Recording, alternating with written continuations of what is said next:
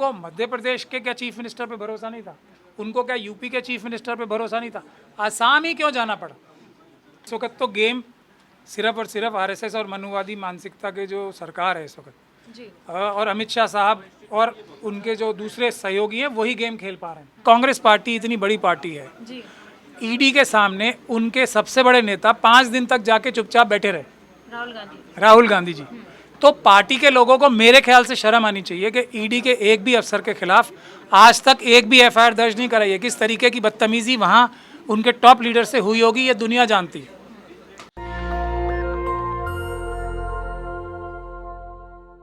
ED को disband कर देना चाहिए। ईडी एक क्रिमिनल ऑर्गेनाइजेशन की तरह काम कर रही है। तो संजय रावत जी ने ठीक किया है, बल्कि बाकी सब भी पॉलिटिकल पार्टीज को ईडी और सीबीआई इन जैसी ऑर्गेनाइजेशंस को अब बैन करने का और या तो इनके ऊपर क्रिमिनल मुकदमे लगाने का कार्रवाई करनी चाहिए। आईपीसी में धारा 166A है।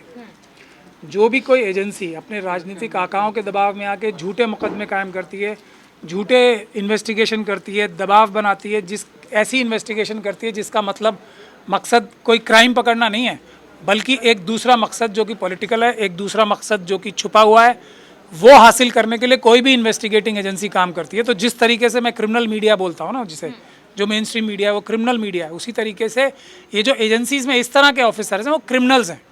तो जो ईमानदार ऑफिसर्स हैं, जैसे मैं ईमानदार सोशल मीडिया को बोलता हूँ, उसकी जिम्मेदारी ज़्यादा है सोशल मीडिया की कि ये क्रिमिनल्स को रोके। उसी तरीके से जो ऑनेस्ट पुलिस ऑफिसर्स हैं, एनफोर्समेंट एजेंसीज में ऑफिसर्स हैं, उनसे मैं आह्वान कर रहा हूँ कि देश के संविधान की शपथ ली है आपने, आप अपने अधिकारी जो कि आपके आसपास हैं जो इस तरीके का क्रिमिनल एक्ट कर रहे हैं, उन लोगों के खिलाफ आप स्वयं एफआईआर दर्ज करें और उन लोगों को अरेस्ट करें। सीबीआई ने बहुत सारे केसेस में अपने खुद अधिकारियों को पहले बहुत अरेस्ट किया है। तो उसी तरीके से ईडी को भी चाहिए, ईडी के जो ईमानदार अफसर हैं उनके पास तो सारे सबूत होंगे इनकी बेईमानियों के, कि किस तरीके से किसका फ़ोन आता है राजनीतिक आका का और उसके बाद तुरंत भाग के संजय रावत जी को अरेस्ट करने की या बुलाने की अभी ज़रूरत पड़ रही है। 5 दिन रुक जाएंगे तो शायद पहाड़ टूट जाएगा, ऐसा ही हो जाएगा ना। अगर जो वो एक मजबूत लड़ाई लड़ रहे हैं देश का संविधान और देश की डेमोक्रेसी बचाने का, तो उसका टाइम नहीं देना है, उन्हें बिठा के रखना है। तो जो दूसरी तरीके से कांग्रेस पार्टी इतनी बड़ी पार्टी है, ईडी के सामने उनके सबसे बड़े नेता 5 दिन तक जाके चुपचाप बैठे रहे, राहुल गांधी जी। तो पार्टी के लोगों को मेरे ख्याल से शर्म आनी चाहिए कि ईडी के एक भी अफसर के खिलाफ आज तक एक भी एफआईआर दर्ज नहीं कराई है। किस तरीके की बदतमीजी वहाँ उनके टॉप लीडर से हुई होगी ये दुनिया जानती है। तो इसमें बुनियादी तौर पे ये बुज़दिल लीडरशिप की कमी है कि ये देश के जनता के नौकर ही तो हैं ये ईडी के ऑफिसर्स। ये अगर क्राइम करेंगे तो इनके खिलाफ एफआईआर नहीं करानी चाहिए। एक भी पॉलिटिकल पार्टी ने, किसी ने भी आज तक नहीं कराई है। हमने दिल्ली दंगों में देखिए एफआईआर कराई है ना। जिस जगह दिल्ली दंगों में पुलिस ऑफिसर्स ने अपने राजनीतिक आकाओं के कहने पे झूठी कार्रवाई की थी, हमने उनके खिलाफ कानूनी कार्रवाई कर रखी है ना। तो भारत के संविधान में इतनी ताकत है, उसका इस्तेमाल क्यों नहीं हो रहा है? ईडी के जो ये भ्रष्ट अधिकारी हैं, ईडी के जो क्रिमिनल अधिकारी हैं, उनके खिलाफ कानूनी कार्रवाई, उनके खिलाफ एफआईआर शुरू करनी चाहिए। मैं समझता हूँ ये बहुत ज़रूरी है देश का संविधान देश बचाने के लिए। सर, आपने कांग्रेस का जिक्र किया। अभी नेशनल कांग्रेस के जो अध्यक्ष हैं नाना पाटेला जी, उन्होंने कहा है कि जितने भी बागी विधायक हैं उनको इंजेक्शंस लगाए जा रहे हैं और डराया धमकाया जा रहा है। देखिए ना, उसके बावजूद भी कोई एफआईआर दर्ज नहीं की। अभी तो महाराष्ट्र सरकार में उद्धव ठाकरे जी प्रेसिडेंट हैं और मतलब चीफ मिनिस्टर हैं, उनको वहाँ एफआईआर करानी चाहिए ना यहाँ की पॉलिटिकल लीडरशिप के खिलाफ। एक सीडीआर इसी तो निकालने हैं, सीडीआर ही तो निकालने हैं जो वहाँ बैठे हैं, जो हेमंत बिस्वा शर्मा साहब हैं वहाँ के चीफ मिनिस्टर, एक उनके फ़ोन की सीडीआर निकालनी है। एक जो यहाँ पे राजनीतिक चाणक्य हैं अमित शाह साहब, उनके फ़ोन की सीडीआर निकालनी है। एक जो इनके चारों तरफ लोग हैं, नड्डा जी हैं, उनके खिलाफ उनकी सीडीआर निकालनी है। एफआईआर दर्ज करें वहाँ पे, महाराष्ट्र पुलिस से कराएं और सीडीआर इनकी प्राप्त करें, सब समझ में आ जाएगा कौन किसके टच में है और किसके साथ क्या ज्यादती हो रही है। और एक टीम महाराष्ट्र पुलिस की जानी चाहिए मेरे ख्याल से। ये जो उनकी अपहरण हुए हैं लोगों के, उनकी फैमिलीज़ जो है, मुझे बताया जा रहा है कि राज ठाकरे जी की जो वाइफ हैं उनके टच में है। और बहुत सारी न्यूज़ एजेंसीज में, न्यूज़ में मैंने पढ़ा है कि वो जो परिवार हैं उनके एमएलएस के, उनकी जो महिलाएं हैं वो शिकायत कर रही हैं उद्धव ठाकरे जी की वाइफ से कि हमारे पति को पता नहीं किस तरीके से उठा के ले जाया गया, ये गया। जो इस प्रकार की अगर शिकायत भी मिलती है तो इस पर एफआईआर दर्ज होनी चाहिए और उसकी इन्वेस्टिगेशन करने महाराष्ट्र पुलिस को मेरे ख्याल से आसाम जाना चाहिए, और कम से कम एक इंडिपेंडेंट उनको अलग ले जाके पूछ तो सकती है ना महाराष्ट्र पुलिस कि क्या आप किसी दबाव में हो। ये तो पूछ सकते हैं ना, जाके उनको अलग से ले जाके, और अगर वो हल्का सा भी इशारा करें हाँ हम दबाव में, तो उनको यहाँ लेके आया जाए सुरक्षा में महाराष्ट्र पुलिस की, और फिर उनसे पूछा जाए कि आपको कैसे किस हालात में कैसे आपके साथ क्राइम हुआ, आपको कैसे इंजेक्शन लगाया गया। जो खबरें आ रही हैं ये जो एफआईआर दर्ज होती है वो कोई किसी क्राइम के पूरे सबूत पे थोड़ी होती है। अगर इतनी खबर आ चुकी है कि वहाँ लोगों को डराया जा रहा है, धमकाया जा रहा है सामने, और उनको इंजेक्शन लगाए जा रहे हैं, तो इतना एफआईआर दर्ज करने के लिए महाराष्ट्र पुलिस के लिए काफ़ी है। उद्धव ठाकरे इस्तीफा देने को तैयार थे मगर शरद पवार ने उन्हें रोक दिया। क्या लगता है शरद पवार कोई मास्टरमाइंड गेम खेलने वाले हैं? नहीं, इस वक्त तो गेम सिर्फ और सिर्फ आरएसएस और मनुवादी मानसिकता के जो सरकार है इस वक्त जी। और अमित शाह साहब और उनके जो दूसरे सहयोगी हैं वही गेम खेल पा रहे हैं। ये पवार साहब हालांकि एक बहुत बड़े पॉलिटिशियन हैं और बहुत ही ज़्यादा राजनीतिक बुद्धि रखते हैं, लेकिन वो अभी डिफेंस कर रहे हैं देश का संविधान बचाने के लिए, देश का लोकतंत्र बचाने के लिए। वो अपना दिमाग, अपनी सलाहियतें जो हैं वो डिफेंस के लिए लगा रहे हैं। ये देश का डेमोक्रेटिक सिस्टम तोड़ने का काम तो यहाँ से हो रहा है, भारतीय जनता पार्टी और आरएसएस द्वारा। और अभी जो सर बस एक सवाल, एकनाथ शिंदे की ओर से बयान आया है कि हम शिवसेना से अलग नहीं, हम शिवसेना के साथ हैं, लेकिन हम हिंदुत्व को आगे बढ़ाने की बात कर रहे हैं, हम शिवसेना को छोड़ने के लिए ऐसा कोई भी बयान हमने अभी तक नहीं दिया। उनका कहना है ऐसा।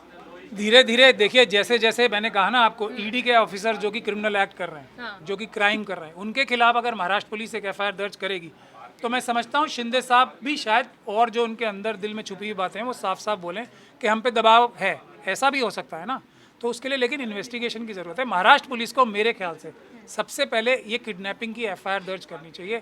ये इन्वेस्टिगेट करना चाहिए कि गुजरात क्यों ले जाया गया, पहले गुजरात में क्या हो गया ऐसा कि गुजरात से फिर आसाम ले जाया गया। मतलब बीच में आप देख रहे हैं ना, गुजरात के बीच में यूपी भी था ना, मध्य प्रदेश भी था, सीधा आसाम क्यों ले जाया गया? क्या देश के सुदूर हिस्से में ले जाके कोई बड़ी साजिश का हिस्सा है?